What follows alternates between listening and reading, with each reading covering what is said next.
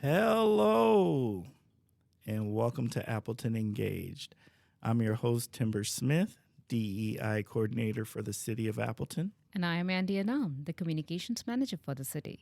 And Appleton Engaged is a podcast that explores the many people, organizations, and resources that make our community a great place to live, work, and play. So whether you're a longtime resident or just getting to know Appleton, join us as we learn more about our community together. Great Future is their hashtag. The organization we will highlight today goes with the mission to inspire and enable all young people, especially those who need them the most, to reach out to their full potential as productive, responsible, and caring citizens. So we have a very, very great organization's representative with us, and I cannot wait for Timber to introduce him to us.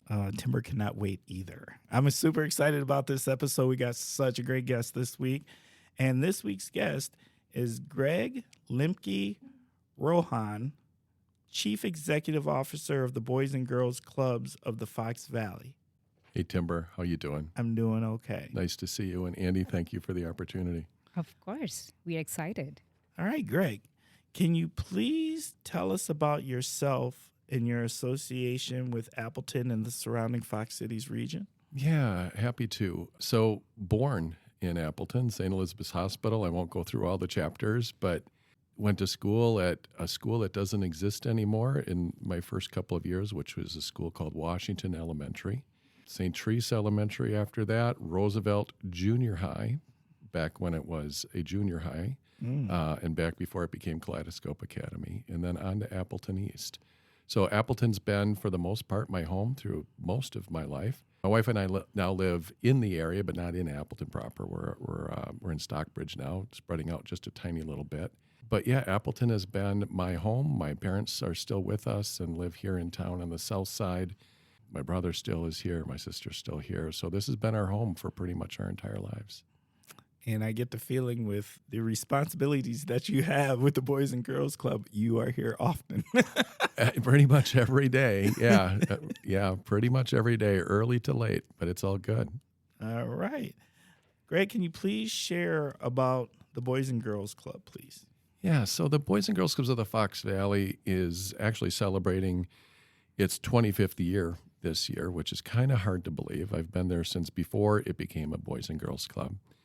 And we provide a very diverse array of programs and services, primarily for kids who are between the ages of 6 and 18. We have 15 different locations now. Most of those are based inside area schools. One of our probably our biggest partner is the Appleton Area School District. So we have multiple Boys and Girls Clubs in Appleton schools. We have our main location, or our headquarters, as we say, on Badger Avenue here near the downtown area. That's where we first got started back in August of 98 when we first opened our doors. It was in that specific location. And this year we'll probably serve about 14,000 different young people. Well, it's not a competition. We are the second largest Boys and Girls Club organization in the state of Wisconsin now. We're not going to catch Milwaukee anytime soon, nor do we want to. It's really quite okay. Right.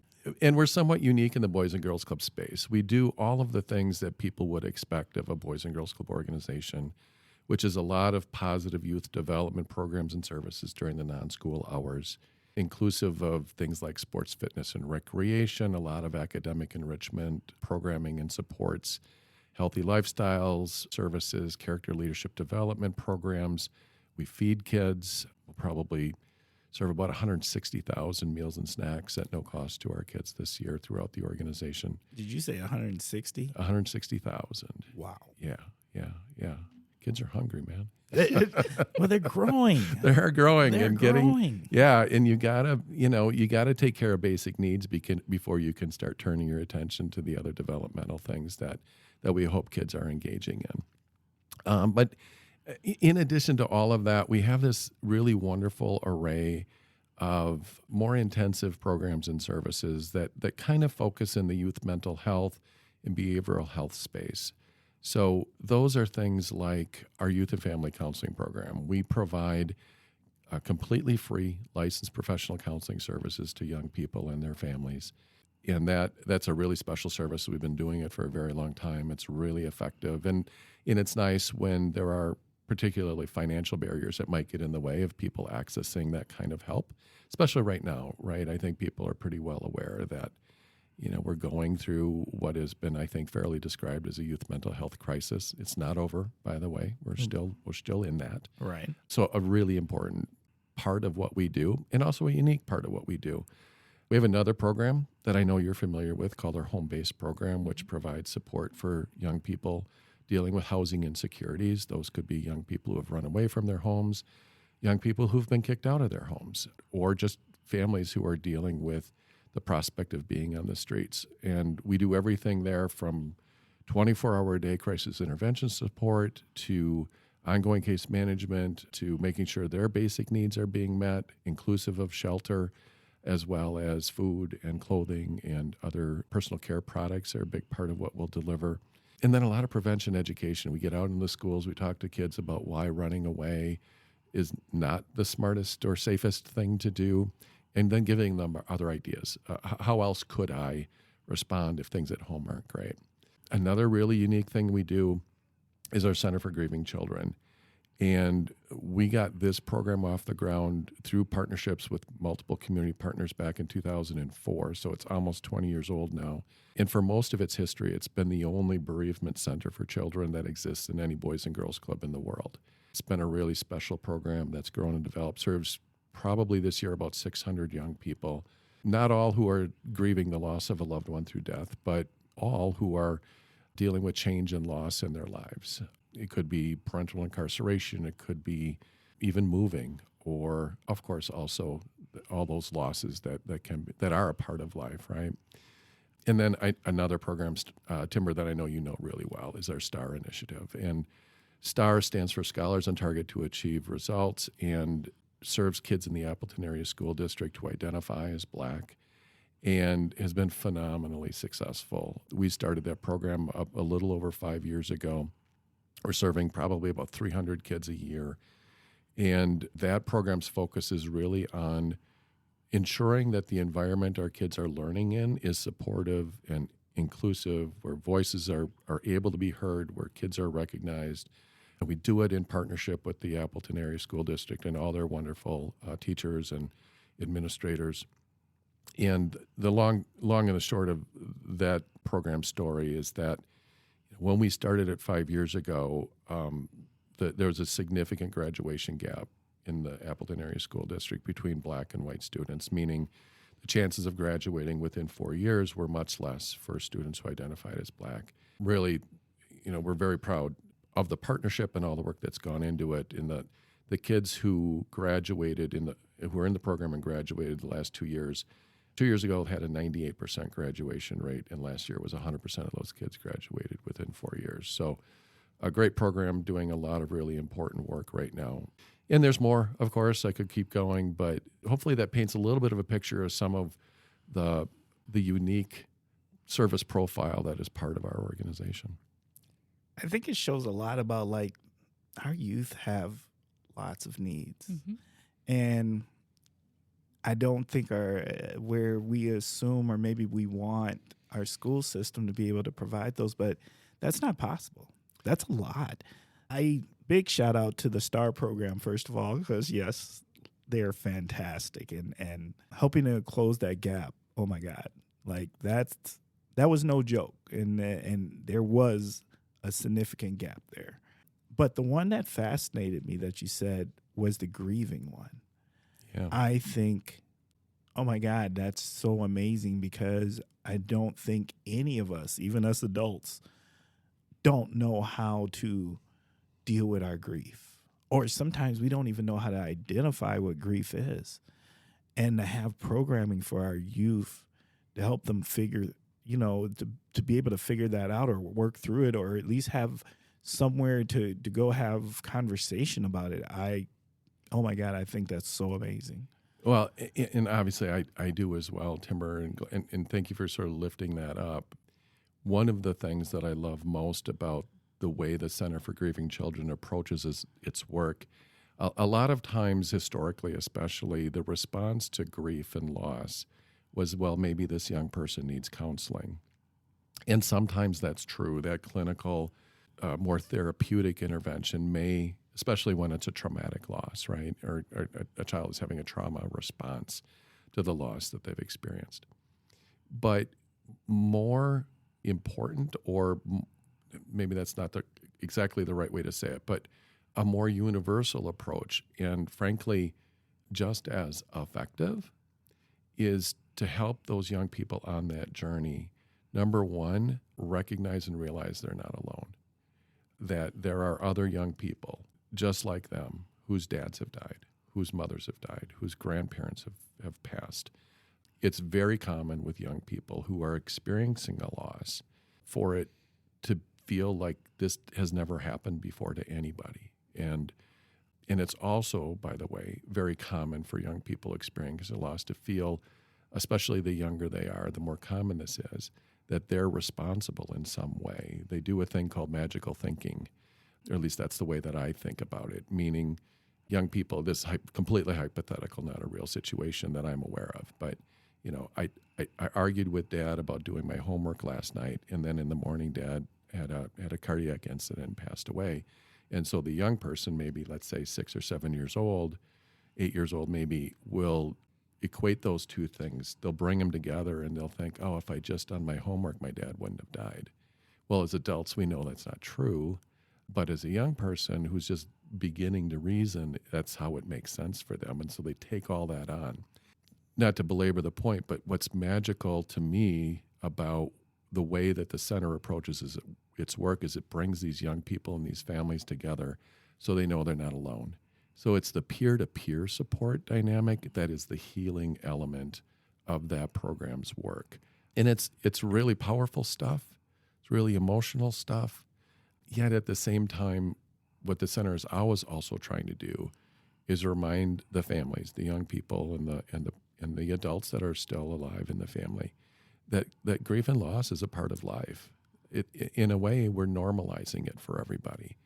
If you do the math, and I haven't done it recently, but the number that I remember from a few years ago is that just looking at the death rate in our community, right?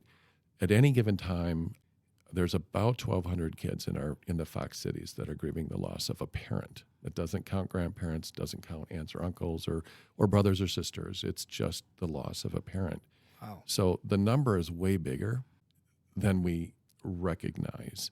But again, when you start looking at the data, that's really where it's at. So that program, if I can just talk a little bit more about it, because I love the origin story. I'd like to just go there for a quick moment. I had a friend in the community back then who called me one day. He was working for Wickman and Fargo Funeral Homes. And I like the story because it sort of shows how partnership can bring together really great things. And he called me and said, can I come, Greg, and just visit with you a little bit tomorrow? I said, yeah, absolutely. Come on by. His name's Pete.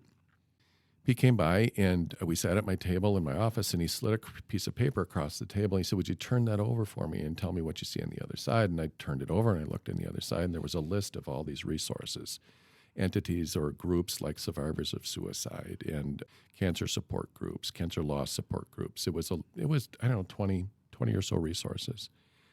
He said, what do you think you see? I said, well, I see community resources for people who have suffered the loss of a loved one through death. And he said, exactly.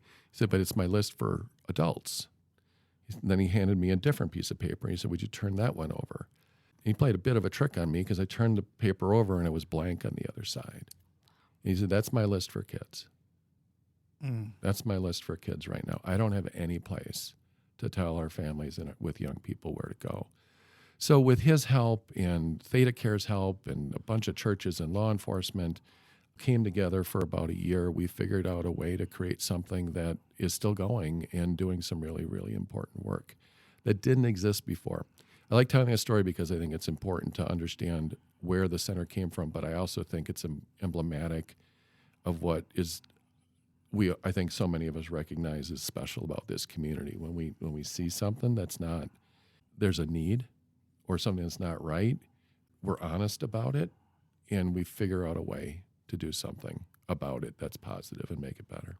Facts. And I believe kudos to you that you identified that area, and because child deals with the grief in very different way. They sometimes become cranky. They don't know how to process their emotions. Sometimes we think, okay, you're not behaving, but actually they're processing grief in a way we don't understand. That's exactly right.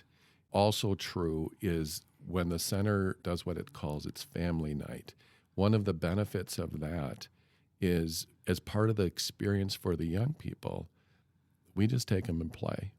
They go in the gym and goof around for a while, or in the games room and goof around a while. And you might say, well, how is that helping? Well, what we know about kids in grief is very different than adults in grief. I've grieved as an adult, as most people have, and it's 24 hours a day.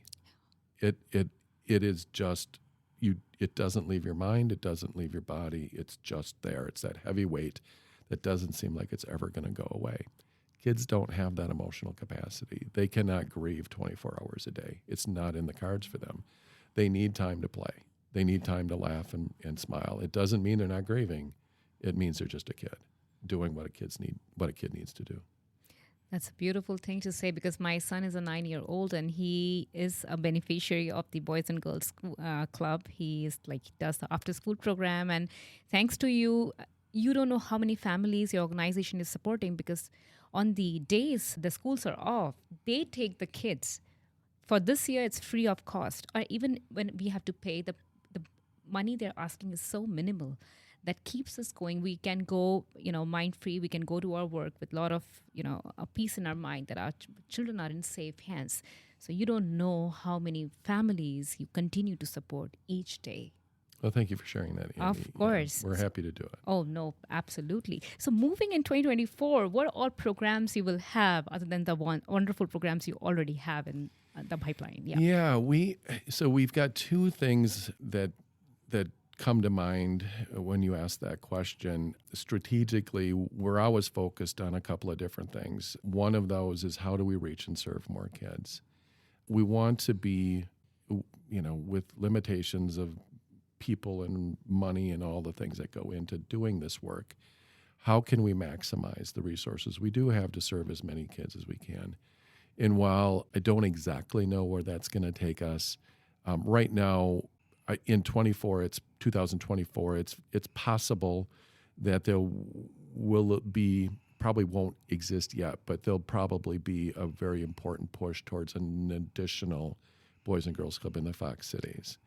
We're still talking, and I'm sorry to be a little bit vague, because I just don't want to make a commitment that I can't carry through on, but that's a big part of our conversations right now, and there's strong interest from the community, so we'll see where that takes us. What I can say, Greg, about Appleton is, when you have a good idea with good intentions in mind, people are generous enough to make it a reality. Yeah, we have learned time and time again how special this community is, and we have learned to trust.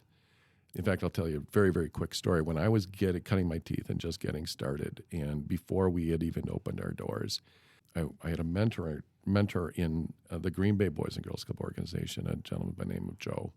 And I'd go up and I'd visit with Joe from time to time. And Joe, during that process and before we opened our doors, had decided to move to a much larger community and run the Boys and Girls Club there. And on my last meeting with him, he said, "Greg, do you know how to raise money?" And I said, I have a feeling that you're about to tell me how to raise money. And he looked at me in all seriousness, and I've never forgotten this. He said, "Meet community needs and run great programs. Period." Absolutely. And if you and I've always tried in my role in the organization to stay very, very focused on that principle as a core principle. Like, it's not about the organization. It's about the needs that our kids have. It's about and meeting those needs in an authentic and as powerful and effective a way as you possibly can. So also, going back to your question about what's ahead in 2024, we always balance out the reach more youth with the question of, well, how do we do it better? How do we continue to get better? We have this mantra inside our world of getting 1% better every day. Oh, that's the way to go. I think that's a great way to like look back and see where we can improve and, continue to deliver your best. I think that's wonderful. It's a big part of who we are culturally speaking. We look at it through the lens of safety, physical and emotional safety, especially emotional safety these days. Safety is one of those things, when it's there, everything's possible. When it's not there, nothing is possible. So that's a huge focus for us. And that's about the quality of what we do, right? When we think about our programs and services, and sometimes I say this to just jar especially our newer staff members a little bit, and this may jar you a little bit as well, but there's an element or an aspect to all of this where I will say to folks, I kind of don't care about our programs. Don't really mean that. But my point is, I don't care whether that young person, that specific young person at any given moment is in the gym or in the art room. I really don't. I don't care if they're in the dance studio or the music room. What I do care about is what's the experience like that they're having. That's where the magic happens. And so continuing to focus on the experience. Programs are important, don't get me wrong. Those matter a lot. Absolutely. But the experience is where the development is coming from and where our impact is the greatest. So when we look down the road to 2024, I'd love to tell you there's this great big new thing that we're going to do. But that's not how we look at that side of our equation. We really just want to keep thinking about what's the next thing we do better? What's the next thing we do better? And so far, so good. It seems to be working really well. That is wonderful. And Timber and I got the chance to paint a little bit on the mural. Tell us a little bit about the idea you got and how it just encapsulates the essence of your club. I'd love to say that I have any responsibility at all for that beautiful mural, but the truth of the matter is I had very little to do with it, and that's probably a really good thing. We have, again, it's partnership, right? It was a Paint the City project. Neo Medina, who used to be on our team, but now, we still have a great relationship with, and he's an artist many people in the community are very well acquainted with. He's a muralist. He's a youth mentor extraordinaire, and he had, many years ago, he had this idea of doing a project in the summer where you would bring kids together and design a mural, and then he would do a lot of the high level work, but the kids would be the ones putting the brush on the wall. And he's done that time and time again in our community. And we were so fortunate as part of our 25th that Neo wanted to do this summer's, or 2023 summer's mural on the side of our Boys and Girls Club here in Appleton. And all of those kids are real kids, local kids, club served kids, club connected kids that have their images up there. And that's part of the joy of that experience too, is sometimes Neo does it in a way where the kids don't know that their face is going to be on the wall. Mm-hmm. So when they show up to paint, and they're, whoa. And it's really cool. It's really cool. That is fantastic. Let me just say, I am very proud with Andy. We put some paint on the walls. Yes. We made there it you happen. go. So that was a fantastic experience, and just the vibe that's in that setting, and the leadership of those kids teaching us how to paint and where to paint. Yeah, right? Love that. And let me just say, the biggest takeaway I had from it, and I've gone to two of them, right, in two different locations, the one at the Boys and Girls Club, but one at another location, was how the community showed up to support these kids and how engaged they were. And if they didn't know, they asked questions, and they brought things, and they fed them things, and just supported them. Absolutely. And how our kids looked as they got supported, like they understood. Kids that may have never felt that kind of community support before. They recognize their value, right? Right. They felt seen. Yeah, it was really beautiful. We had, just to pick a few real quickly, but we get a ton of support from Miller Electric. It's one of our closest partnerships, corporately speaking. And Dave Lambert, who's our current board president and a leader at Miller, brought a team down to paint over the noon hour one time, which was phenomenal. I'll be honest, I walked out one day to find a whole bunch of Appleton area school district administrators grilling for the kids and feeding them hot dogs and putting brushes on the wall. I'm like, you guys aren't even working right now, and you're showing up.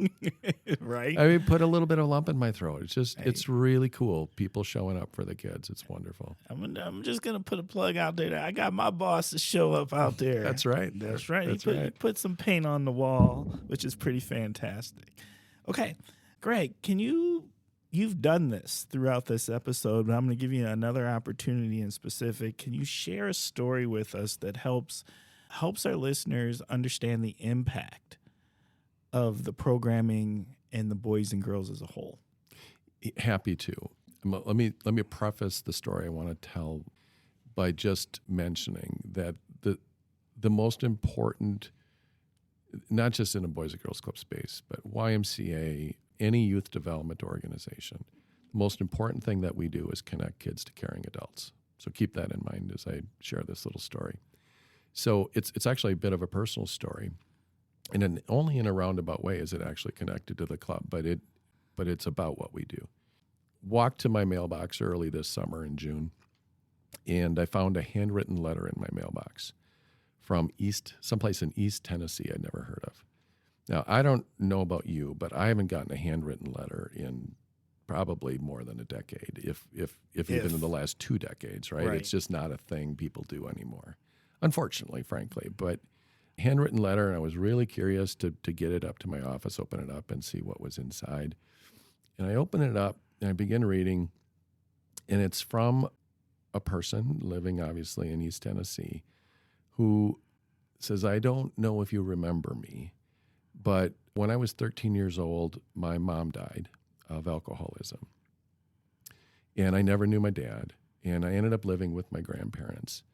And they didn't know what to do with me. And at the time you were working as a youth minister in the community. I was working at that time, it's a long time ago, but I was working at St. Joseph's Church here in Appleton.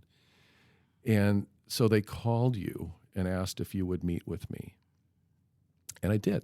I remembered her really quickly. I was like, oh, that's who this is. Timur and Andy, this is 35 years ago. And I haven't thought about this young lady probably in 30 of those years. But it all came back to me pretty quickly. And I was like, oh, man, she was a struggle. She was in a really rough spot. And I do remember working with her. And in her letter, she mentioned that she still had a picture of her and I together when she graduated from our confirmation class. And it's like, wow, you're hanging on to that.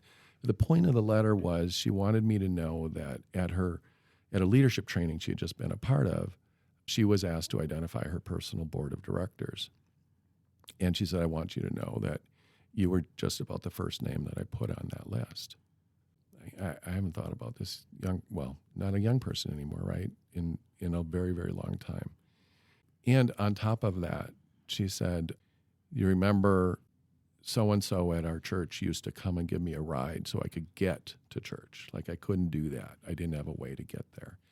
She said, so my husband and I now, that's what we do. We drive around the community every Sunday and we pick up our kids in the community who can't get to youth group, can't get to church. And we give, because that's what somebody did for me back in the day. Now, here's the thing that I also remember. When that young lady graduated from high school and moved on to the next thing in her life, I do remember all of that. And I remember feeling like I'd failed her. I remember feeling like I never really reached her. Like things didn't look great. She still seemed to be careening a little bit. Yeah, she got across the quote-unquote finish line in high school, but she crawled across it. She didn't sprint across it. And I remember feeling like I was young. I was not arguably as skilled as I should have been. Just didn't feel like I had been able to be there. Here's the point of the story. And I share this story. I've been sharing this story now for a while over the course of the summer with our staff when the time is right. When you care, and that's what I realized. I didn't do a lot of things right with her, but I did show up and I did care. And everybody can do that. Everybody. You don't have to be special. You don't even have to know what you're doing. But if you show up and you care, that's where the difference comes from. So when you ask, share a story about what the Boys and Girls Club is all about, that's the story that comes to mind. They tell our staff, you're going to have experiences every day with kids that you don't think went very well.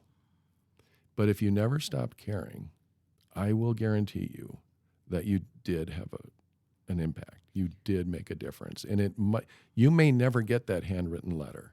So some of this is you got to trust and believe that you made a difference. But if you do the work long enough, this isn't the first time that's happened for me, where somebody's reached out from far distant past to say, hey, remember? And I also, sorry to make this longer than probably wanted it to be, but the other thing I'll also remind everyone of, including those who are listening right now, is if you go back to your own childhood and you think, wait, was there somebody that made a difference for me? I bet you can still name them. Mm-hmm. I don't care if you're 70 years old or 80 years old, you can still name them.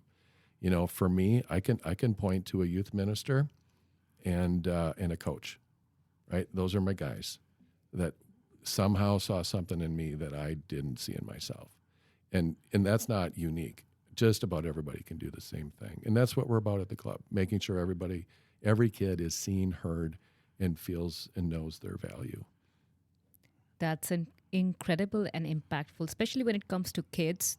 Again, I'll say they cannot process anything, but one person who stands up for them without judging them, they keep that person in heart forever for their life. That's who they become when they become adult. That somebody stood by me and I have to stand by somebody else.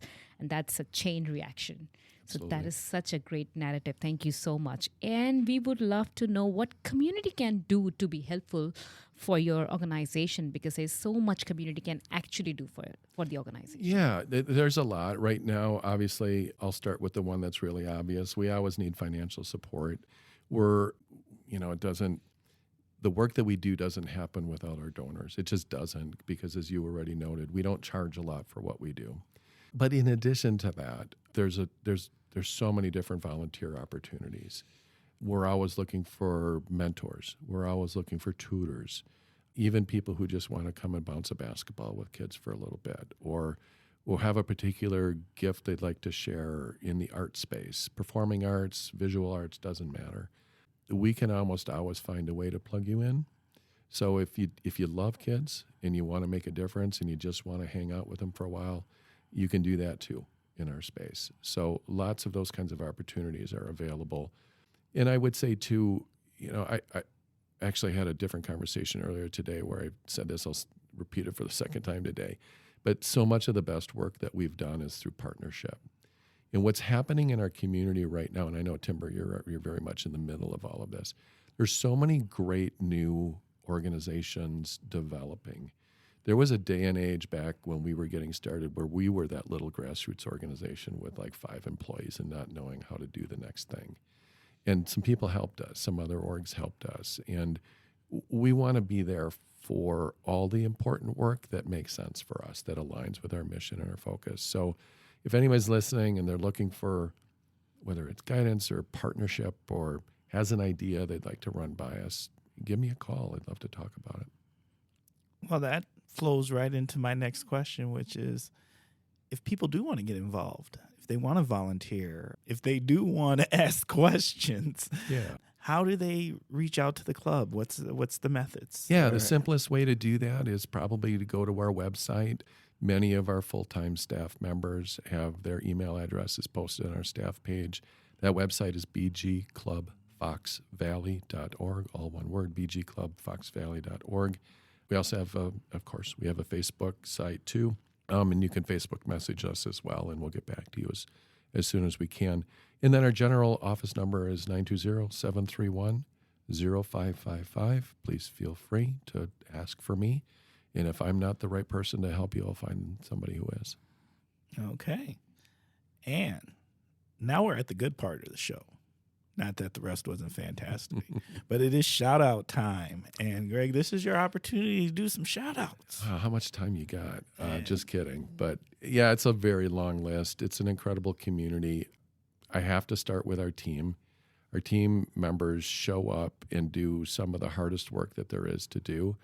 And while I'd love to say that they're, getting fairly compensated, truth of the matter is in the nonprofit world, paying people their value is always a bit of a struggle. It's a reach, but nonetheless they show up. So I think I have just about the best job anybody could have, because it means I get to work with some of the best people this community has to offer. And whether it's our leadership team members or it's, people who are cooking the food, it kind of doesn't matter. We're fortunate right now to have about 200 employees, and they're just person to person to person. They're just inspiring and stellar. We have also some great partnerships. I've already mentioned our biggest partner, which is the Appleton Area School District. That's a long-standing partnership that has helped us do an awful lot. So I want to specifically shout them out, but it doesn't end there. Great partnerships with other local school districts come to mind. We have lots of nice relationships with area law enforcement and so many in the business community.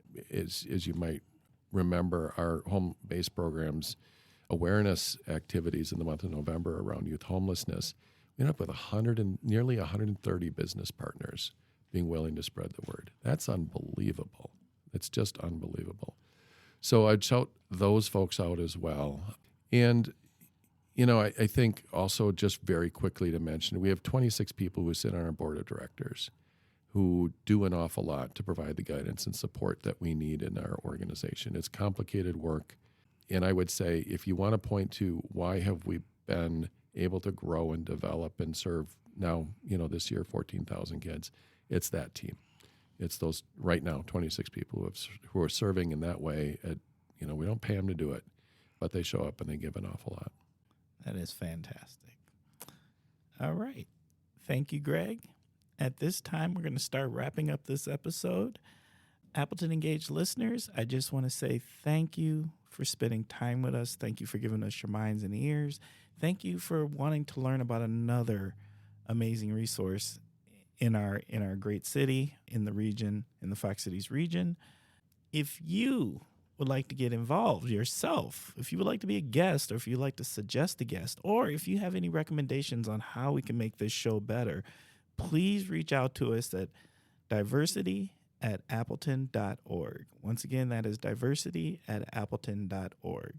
And we also have one more ask of you, and that is to help more community members learn about this podcast. You say, how? How do you do that? Well, you do that by hitting the subscribe button. Take the time right now, hit the subscribe button onto this particular podcast. Also, leave us a review. What this does is this gives us great analytics, and great analytics puts this podcast in front of more eyes. We think we have something pretty special here, and we think our community members would find great value in the sharing of these resources that we have in this region. This was Boys and Girls Club. Thank you so much, Greg. It was an eye-opening conversation. Remember, folks, these resources are not just limited to our podcast. Dive deeper by visiting their website. Look at the ways you can get involved and keep supporting the organization that makes our community really outshine many other cities I have been, given I'm from a different country, and I feel great when I get into these conversations. So until next time, stay engaged and keep listening to Appleton Engaged.